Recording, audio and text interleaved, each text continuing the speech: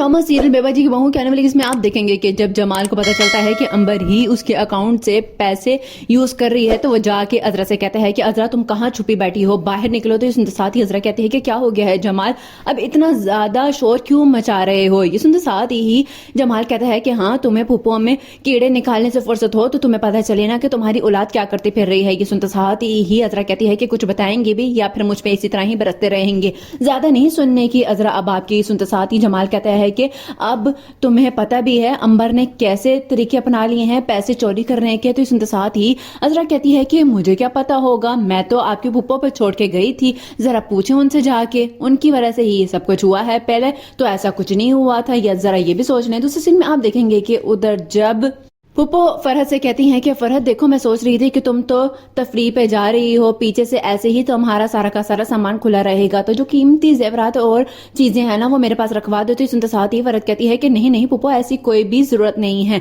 अपनी जगह पर आराम से मैंने संभाल के रखी हुई है। तो सुनते साथ ही पुप्पो कहती है कि तुम नहीं जानती उस काम वाली को, पीछे से सारे के सारे ढंडोले लेगी, वासिफ तो चला जाएगा कारोबार पे। तो सुनते साथ ही फरहद कहती है कि हाँ वैसे कह तो आप ठीक रही हैं, लेकिन मैं पहले वासिफ से पूछ लेती हूँ। ये सुनते साथ ही पुप्पो कहते हैं कि वासिफ से क्या पूछना है, वो तो तुम्हें यकीनन मना करेगा, कहेगा कि मैं लॉक करके जाऊंगा कमरा।